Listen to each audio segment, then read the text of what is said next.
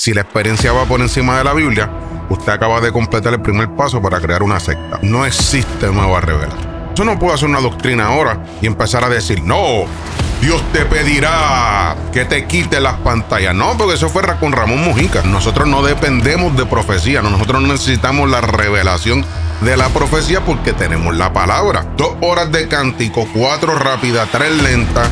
Necesitamos que entonces la palabra sea corta porque después necesitamos impartición. La palabra no es el plato principal. La palabra es desde el aperitivo, el plato principal, es la sopa y es el postre.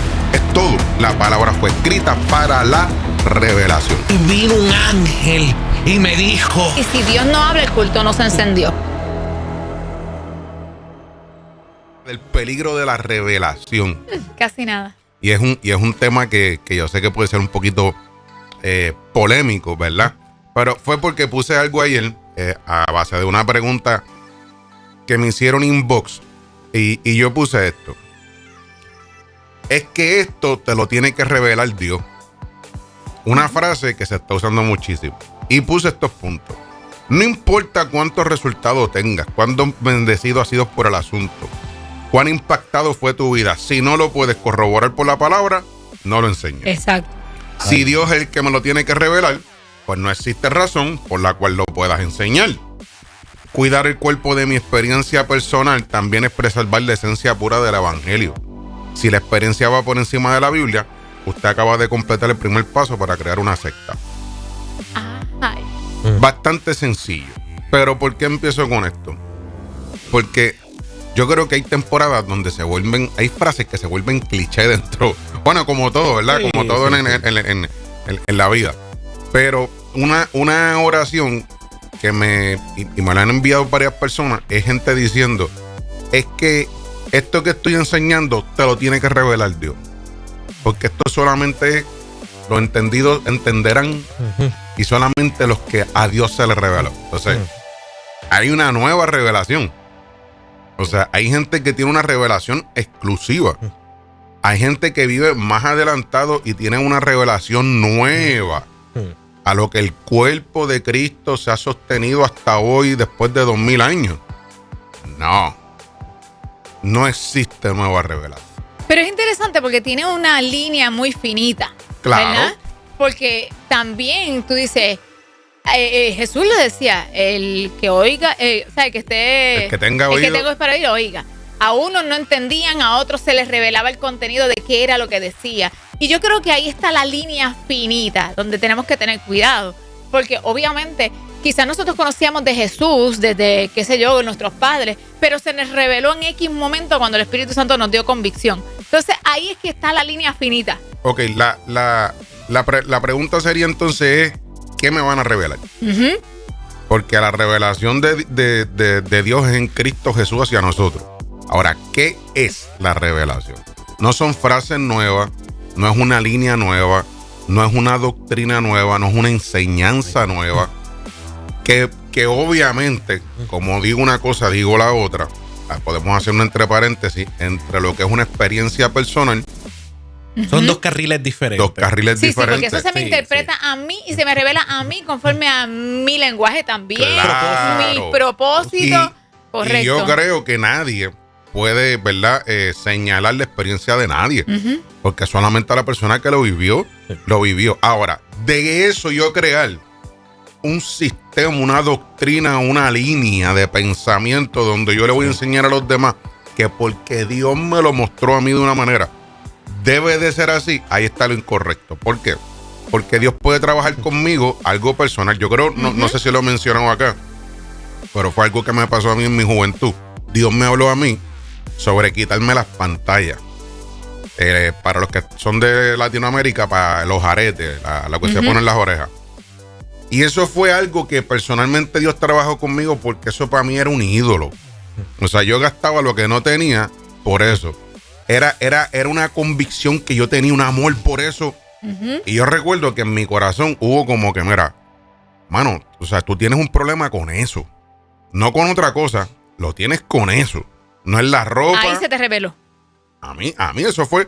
Entonces yo recuerdo que yo di un testimonio una vez y yo dije, mira, yo siento que Dios me pidió a mí las pantallas. Los aretes. Y yo recuerdo que alguien dijo, pues enséñale a los demás. No, no, porque hay gente que no tiene ni ídolo, que eso para ellos es regular, y quizás Dios no se los pida a ellos. A mí me lo pidió. Yo por eso no puedo hacer una doctrina ahora y empezar a decir, no, Dios te pedirá que te quite las pantallas. No, porque eso fue con Ramón Mojica. Es una experiencia que yo conté. Y yo dije, bueno, después de que lo dije, mejor no hubiera dicho nada. Mister, tengo una preguntita. Zumba. Sencillita. Me imagino. Esa experiencia, eso que tuviste y han tenido mucho. Y cuando dicen, mira, leí esto y Dios me reveló, ¿podría ser madurez espiritual? Claro que sí. Porque... Y no ser lo que pensamos que es revelación. Exacto, porque revelar es quitar un velo. Eso es lo que, la verdad, lo que significa la palabra. O sea que fue una revelación. Fue una revelación. Se me quitó un velo sobre ese tema para ti. Para mi vida. Ahora, cuando yo voy a hacer la impartición de la enseñanza, yo no puedo enseñarlo. ¿Por qué? Porque cuando voy a la palabra, yo no puedo encontrar la palabra donde dice, y los hombres no utilizarán pantalla o arete. Okay, pues no es algo literario. Puede ser lo mismo en algunos casos.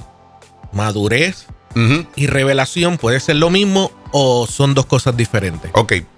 Charles Spurgeon dice, Él nos revelará lo que ya está escrito. De lo que está desde lo antiguo. El libro. ¿Qué no es revelación? Que no está escrito. Eso yo no puedo, o sea, Dios no puede quitarme el lente de algo que no esté ahí. Dios, ¿qué va a trabajar conmigo? Él va a trabajar conmigo directamente el libro. Claro, la madurez, la práctica de la teología, cuando uno empieza a hacer una exégesis irresponsable y empieza a estudiar, tú dices, wow, yo pensé que esto era de esta manera. Y no era que se te reveló, es que lo aprendiste porque literalmente tú entendías otra cosa. Pasa mucho con él. Ahí entonces puede ser madurez. Eso es madurez. Yo puedo creer porque cambiaste de pensamiento o viste el otro ángulo del texto. Claro. Viste otra Lo que pasa es que nosotros somos expertos interpretando una Biblia que no fue escrita en español.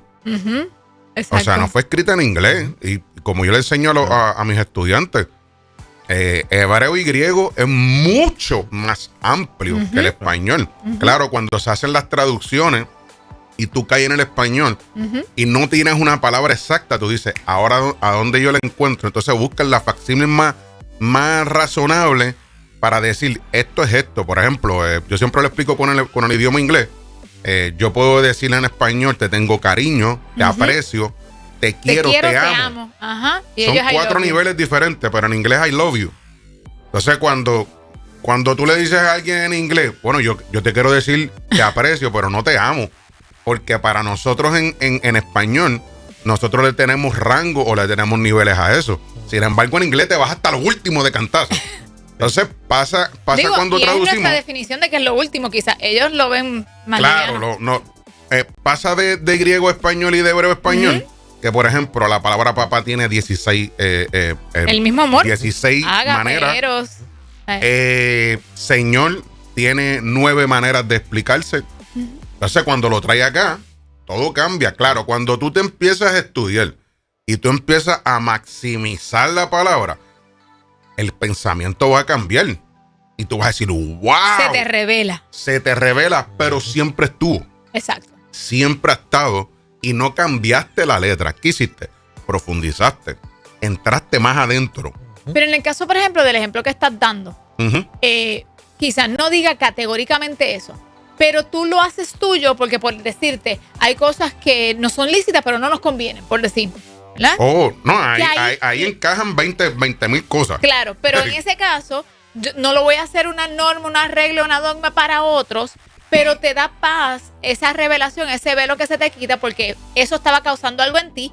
Y ves también en la palabra como en momentos dados también Dios quitaba cosas de personas que eran ídolos, que eran cosas que estaban obstruyendo, y ahí uno dice, ok, pues le puedo dar paso a mi persona. Claro, porque el trato personal es el trato personal. Yo lo que quiero exponer acá es que la enseñanza no puede estar basada en lo personal, ni tampoco en el poderío, o decirlo así, porque la persona hace milagros o habla en lengua o profetiza. Porque copié algo aquí que lo tuve que copiar para no... Las señales y los milagros no son por definición criterios de autoridad en el Espíritu Santo, o incluso una prueba de que la persona sea un siervo o una sierva de Dios. O sea, ni milagro, ni prodigio, ni nada de eso. Sí. O sea, no podemos poner nada de esas experiencias por encima de la palabra. Claro está, estamos en una época donde la sensación, lo almático, ¿verdad? Yo digo los muchos fichureos, se ha ido por encima de la palabra. Incluso yo escucho a una persona decir... Ok, quiero añadir algo en eso. Para usar definiciones, ir definiendo, ¿verdad? Cosas. Por ejemplo, cuando hablamos de revelación en nuestro contexto, usando el ejemplo que a lo mejor para I love you en Estados Unidos o a lo mejor un americano no es lo mismo que nosotros. Y nosotros en nuestra cultura o nuestra comunidad usamos esa palabra como si fuera algo divino que vino sobre mí. No el significado de me corrieron el velo. Claro. Son dos cosas diferentes. Yes. En nuestro diálogo lo utilizamos como que algo divino vino y me iluminó. Sí. Pero entonces, ¿quién reveló si no es Dios? Pero pudo hacer madurez. O sea, pero como quiera. Crecimiento. Pero estamos usando dos definiciones diferentes. Una cosa es esto místico. Quiero hacer algo místico de esto. Llegaste al clavo. Es al punto que quiero ir. O sea, no encuentro. Sí, el misticismo, pero no en la palabra que quiero utilizar. Pero bueno, por ahí es que va. Usar eso, esto me fue revelado, es algo místico. Eso es lo que ese es el significado que le damos en nuestra comunidad acá boricua. Algo más místico. Claro. No le damos el significado de, mire, aprendí esto. Ya que maduré. Estudié. Porque lo vi de otro ángulo. Estuvo ahí todo el tiempo. Que yo maduré. Que en el proceso, a lo mejor, sí, estuvo en la ecuación, estuvo Dios empujando y tratando de llevarte para que pudieras entender. Claro. Pero son contextos como significados diferentes. Claro. Yo utilizarlo como algo místico solamente, o utilizarlo como algo que aprendí, maduré. Para mí son dos cosas que en algunos momentos puede, como decía Kiara, la línea está finita y podría brincar entre una a otra, o pueden estar unidas. Sí, es cierto. Claro, como dijiste al inicio, no estamos hablando de la doctrina. La doctrina es otro. Porque yo he escuchado, por ejemplo, predicadores que ahí yo creo que rayan. La palabra de Dios, aquí hay revelación antigua. Y ahora Dios está dando revelación nueva a mi vida. Ojo con eso, porque puedes caer en sexta. Ok, quitando eso. Quitando eso, estamos, bueno, creo que todo el mundo debe estar claro. Si no, lo repasamos otra vez. Lo podemos repasar otra vez, ¿verdad? Deberíamos de estar claros en esa línea. Pero en lo coloquial, en el day to day, en la forma que utilizamos la palabra de fue revelado, como que creo que a veces la estamos viciando, y es que maduré, aprendí. Claro.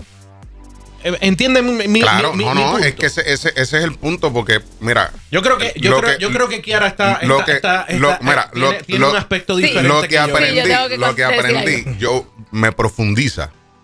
Es profundizar dentro de la palabra. ¿Dónde está el problema? Cuando no está en la palabra y yo meto mi experiencia, y ahí meto el misticismo. Exacto. Porque Dios me reveló tal cosa. ¿Y qué te reveló? Porque si lo que te reveló no está en la escritura, eso vino de ti. Eso vino de tu carne, de tu imaginación, de yo no sé dónde. Y ese es el que nos tenemos que cuidar. Porque entonces lo volvemos, la experiencia se vuelve un misticismo. Es que yo hago con eso para darle a otro y hacerlo algo, ¿verdad? Mágico. Pero yo te entiendo. Ya es hasta cierto punto entras en el proceso de juzgar cuando ya se lo estoy tratando de pasar a otra persona como si fuera una doctrina. Yo repito que eso deberíamos de estar Pablo escribió algo bien certero. Él dijo, mira, las profecías, los milagros, todas esas cosas van a pasar. Porque la iglesia era codependiente del don profético al principio. No es lo mismo hoy en día. O sea, nosotros no dependemos de profecía. Nosotros no necesitamos la revelación de la profecía porque tenemos la palabra. O sea, no la necesitamos. Literalmente, si mañana cesara el don y nadie profetizara más, la iglesia sigue siendo la iglesia. Y es que el problema es que el don ha opacado el fruto. Sí, ¿ves? Porque es que no queremos ir.